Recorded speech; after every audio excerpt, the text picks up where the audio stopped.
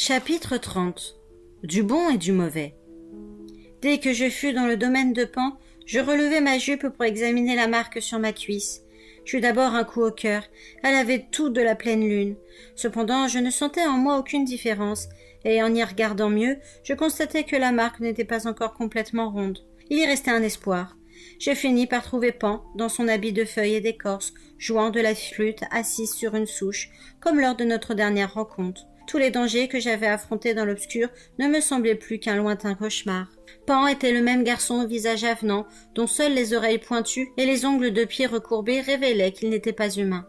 Abaissant sa flûte, il me sourit. Je lui rendis son sourire. « Tu as réussi !» s'exclama-t-il en désignant la dague à ma ceinture.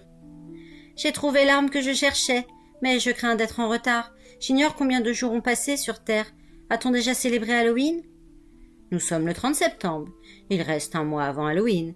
Tu ne reviens pas trop tard. Mais souviens-toi, tu as pénétré dans mon domaine sans y être invité. Avant de retourner dans ton monde, tu dois me payer le prix de ton insolence. Eh bien, dis-moi quel esprit. Je retins mon souffle, dans l'attente de ce qu'il allait exiger. Il me sourit de nouveau. Je t'ai apporté mon aide. À toi de m'apporter la tienne. En quoi puis-je t'aider? Au moment venu, je te le dirai. Ce n'est pas un prix élevé. Tiens-toi simplement prête à répondre à mon appel. Quelle que soit ton occupation, dès que tu entendras le son de ma flûte, tu viendras à moi. Tu as compris? J'ai compris, lui assurai-je. J'étais dans une telle impatience que j'aurais accepté n'importe quoi. Tu viendras? Oui, dès que j'entendrai ta flûte, je viendrai. Qu'aurais-je pu dire d'autre? Si je n'avais pas accepté, il ne m'aurait pas laissé partir. En ce cas, retourne dans ton monde et fais ce que tu as à faire. Tout se mit à tourner autour de moi. Prise de vertige, je fermai les yeux. Quand je les rouvris, j'étais assise dans l'herbe, adossée à un tronc d'arbre. J'étais revenue dans la forêt, près de la rivière. J'étais chez moi. Je pris aussitôt la route de Chipenden. J'avais hâte de revoir Tom. Il nous restait un mois pour être ensemble avant le rituel, et je comptais bien en profiter. L'après-midi finissait, le soleil était encore chaud. Il faisait beau dans le comté en ces derniers jours de septembre. La fumée des cheminées s'élevait, tranquille, au-dessus des bois. Je pris le chemin de gauche qui me mènerait chez le vieux Grégory en contournant le village. Or, quelqu'un se tenait à mi-pente, dans l'ombre des arbres. Grimalkin. Depuis combien de temps m'attendait-elle? Sans doute avait-elle su par scrutation à quel moment je sortirais de l'obscur. Je constatais avec soulagement qu'elle portait toujours le sac de cuir refermant la tête du malin, mais elle serrait quelque chose d'autre dans sa main gauche. Un livre, un mince volume relié de cuir brun. « J'ai 2 nouvelles », m'annonça Grimalkin. « Une bonne et une mauvaise. » Devant son visage lugubre, je sentis mon cœur s'emballer. « Ça concerne Tom ?» m'enquis-je d'une voix tremblante. « Il ne lui est rien arrivé, j'espère. » Tout va bien, Alice. Ce que j'ai à te dire ne le regarde pas. Mieux vaut même qu'il ne sache rien. De quoi s'agit-il alors? La mauvaise nouvelle, c'est que tu n'avais pas besoin de descendre dans l'obscur en fin de compte. La dague que tu rapportes ne nous sera d'aucune utilité. Tu as mis ta vie et ton âme en péril pour rien. La bonne nouvelle, c'est que tu ne mourras pas sous le couteau de Tom. Tu ne seras pas sacrifié. J'ai trouvé un autre moyen de détruire le malin. Je n'en croyais pas mes oreilles. Tiens, poursuivit Grimalkin en me tendant le livre. Voilà tout ce qu'il nous faut. Je ressentis une répugnance inexplicable à toucher cet objet. Dès qu'il fut entre mes mains, je compris pourquoi. Le titre était gravé en lettres d'argent sur la couverture de cuir brun. 4 mots qui me glacèrent le sang. Le codex du destin. En dessous, également en argent repoussé, un motif hideux représentait la tête et les membres antérieurs d'un squelette. La repoussante créature, buveuse de sang, m'accompagnait souvent ces derniers temps. L'une d'elles m'avait aidé dans l'obscur. Sa tête ornait les pommeaux des épées du héros. Et maintenant elle était représentée sur ce livre. Ce ne pouvait être une simple coïncidence. Quel rapport avait-elle avec la destruction du malin? Cet ouvrage est le plus puissant grimoire jamais écrit. On prétend qu'il a été dicté par le malin en personne à un mage appelé Lucrasta. Les sorcières de Pendle connaissent le potentiel du codex, et quelques-unes ont passé leur vie à le chercher. Il ne contient qu'une unique et très longue incantation, qui doit être récitée sans la moindre inexactitude. Celui qui réussit à la lire à haute voix et d'une seule traite, et cela prend des heures, obtiendra des pouvoirs dignes d'un dieu, l'invulnérabilité et l'immortalité.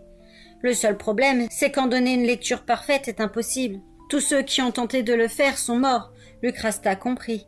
Une légère hésitation, une prononciation approximative, et c'est fini. Toi, Alice, tu réussiras, me déclara Grimalkin. Ta magie augmentera ta concentration et te permettra d'aller au bout. Alors, avec ce que le codex du destin t'aura donné, tu détruiras le malin. Je fixai la tueuse abasourdie.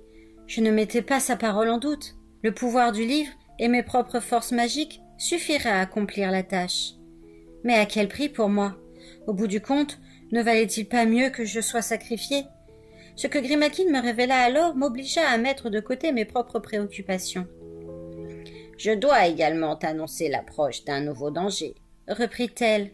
Mes pérégrinations m'ont conduit très loin au nord, où j'ai rencontré une étrange espèce de non-humain, les Kobalos.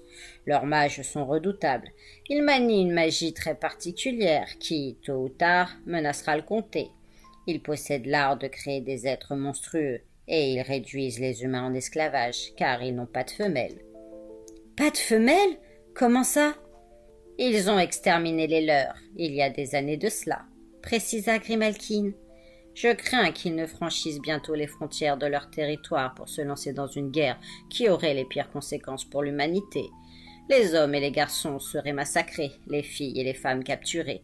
L'urgence est de détruire rapidement le malin, après quoi nous nous préparons à affronter ce nouveau péril. Alice, il faut utiliser le codex du destin. Passer si près de la maison du vieux Grégory sans voir Tom m'emplissait de chagrin. Il m'avait tellement manqué. Quand Grimalkin m'entraîna hors de Chipenden, je crus que mon cœur se brisait. Mais elle avait raison. Le codex du destin nous offrait une nouvelle chance, et nous ne pouvions en parler ni à Tom ni à son maître, car il s'y serait violemment opposé.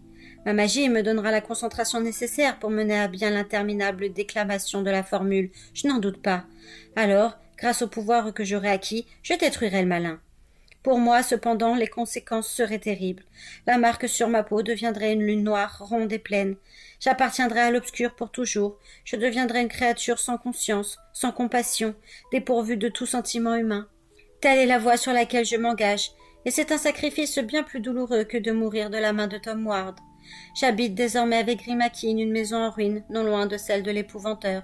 J'y ai vécu autrefois, à l'époque où Lizzie fomentait la mort de John Gregory, afin de libérer Mère Malkin de la fosse où il l'avait enfermée. C'est de là que je venais le jour où j'ai rencontré Tom pour la première fois. Maintenant, c'est le lieu où je connaîtrai la victoire ou la mort. Je serai brave, je ferai ce qui doit être fait. Je suis Alice.